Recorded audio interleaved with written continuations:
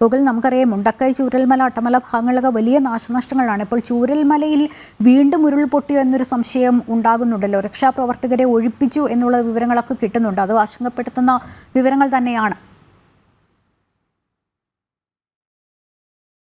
വ്യത്യാസമായിക്കൊണ്ടിരിക്കുകയാണ്. നേരത്തെ ലക്ഷ്മി സൂചിപ്പിച്ച പോലെ റെഡ് അലർട്ടാണ് സ്ഥിതി ചെയ്യുന്നത്. കാരണം കഴിഞ്ഞ ദിവസം ഇന്നലെ രാവിലെ യെല്ലോ ആയിരുന്നു, പിന്നീട് ഓറഞ്ചായി, ഇന്നിപ്പോൾ റെഡ് അലർട്ട് ആവുന്നു. മഴ ശക്തമായി തുടരുന്നു. ഈ വയനാട് മേഖലയിലൊക്കെ പരിസ്ഥിതി ലോല പ്രദേശങ്ങളൊക്കെ ഉൾപ്പെടുന്ന ഒരുപാട് മേഖലകളുണ്ട്. അതുകൊണ്ട് തന്നെ അവിടെയുള്ള ജനങ്ങളുടെ ജീവിതം ദുസ്സഹമായിരുന്നു.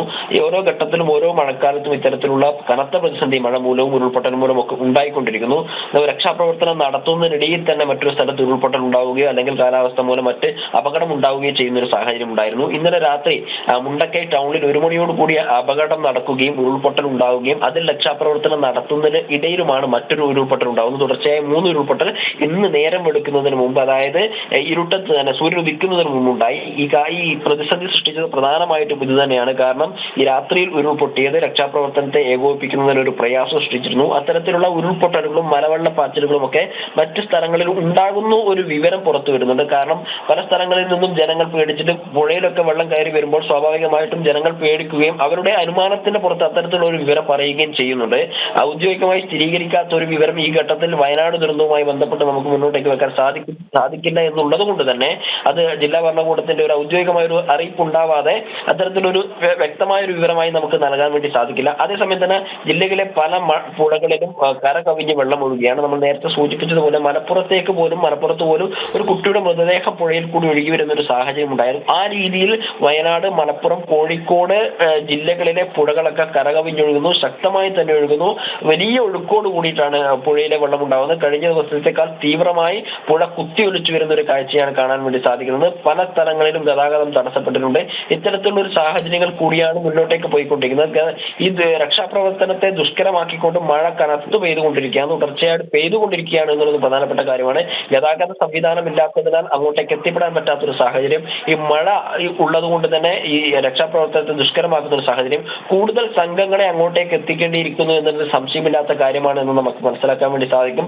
കാരണം മന്ത്രിമാർ ഉൾപ്പെടെയുള്ള ആളുകൾ എത്തിയതിനു ശേഷം, മന്ത്രിമാരുടെ സംഘം തന്നെയാണ് വയനാട്ടിലേക്ക് പുറപ്പെട്ടിട്ടുള്ളത്.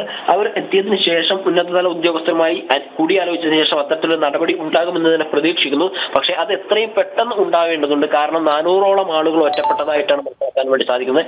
300ഓളം കുടുംബങ്ങൾ, ക്ഷേത്രങ്ങൾ, ആരാധനാലയങ്ങൾ ഉൾപ്പെടെയുള്ള സ്ഥലങ്ങൾ ഒറ്റപ്പെട്ടിട്ടുണ്ട്. ഈ ദുരിതാശ്വാസ ക്യാമ്പുകൾ പ്രവർത്തിച്ചിരുന്ന സ്കൂളുകൾ ഒറ്റപ്പെട്ടിട്ടുണ്ട്.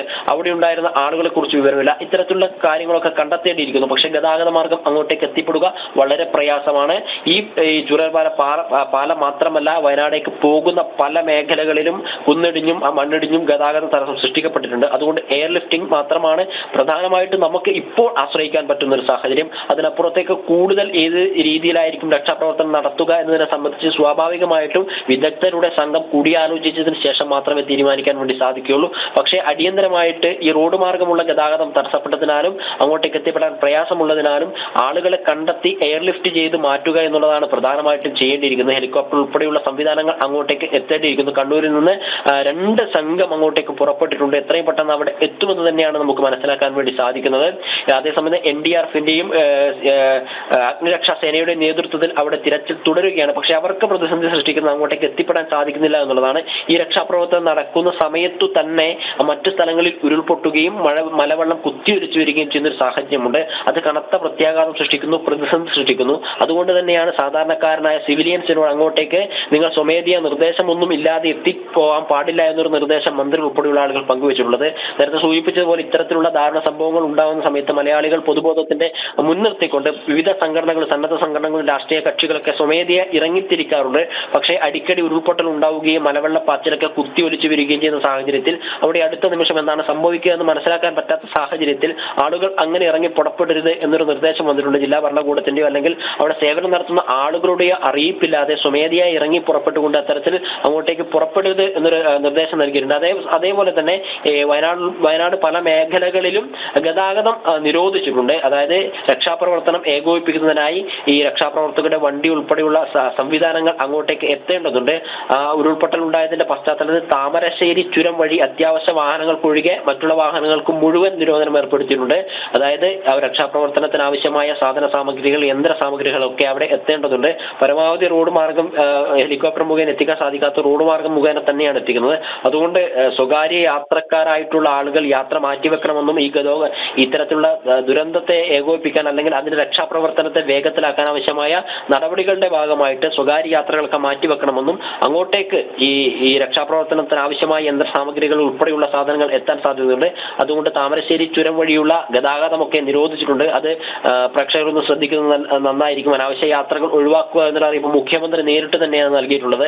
ഇത്തരത്തിലുള്ള ഒരു സംഭവം ഉണ്ടാകുമ്പോൾ ഉദ്യോഗസ്ഥരുടെ അല്ലെങ്കിൽ മന്ത്രിമാരുടെ അറിയിപ്പുകൾ, ഉത്തരവുകൾ കേട്ട് പാലിച്ച് അത് നിഷ്കർഷിക്കുക അല്ലെങ്കിൽ അനുസരിക്കുക എന്നുള്ളത് തീർച്ചയായും അനാവശ്യ യാത്രകൾ പരമാവധി ഒഴിവാക്കുക എന്നുള്ളതാണ്. ഇപ്പോൾ പാലക്കാടും അങ്ങനെ തന്നെയാണ് വിവരങ്ങൾ വരുന്നത്. ചുരം റോഡുകളിലൂടെയുള്ള യാത്രയ്ക്കും വെള്ളച്ചാട്ടങ്ങളിലേക്കുള്ള പ്രവേശനത്തിനും നിയന്ത്രണമുണ്ട്. പൊതുഗതാഗതവും പ്രദേശവാസികളുടെ അത്യാവശ്യ ഘട്ടങ്ങളിലുള്ളതും തോട്ട മേഖലയിലെ ചരക്ക് ഗതാഗതം ഒഴികെയുള്ള യാത്രകൾക്ക് ഇന്നു മുതൽ 2-ാം തീയതി വരെ നിരോധനം ഏർപ്പെടുത്തിയതായി ജില്ലാ ഭരണകൂടം അറിയിച്ചിട്ടുണ്ട്. സംസ്ഥാനത്ത് കനത്ത മഴയാണ്. പ്രത്യേകിച്ച് വടക്കൻ ജില്ലയിൽ നിന്നാണ് വലിയ ദുരന്ത വാർത്തകളൊക്കെ വന്നുകൊണ്ടിരിക്കുന്നത് എന്നുള്ളതാണ്. അതുകൊണ്ട് പരമാവധി ശ്രദ്ധിക്കുക, സുരക്ഷിതരായി ഇരിക്കുക എന്നുള്ളതാണ് അറിയിക്കാനുള്ള കാര്യം കൂടി. അത് ഗോകുലാണ് വിവരങ്ങൾ നൽകിക്കൊണ്ടിരുന്നത്.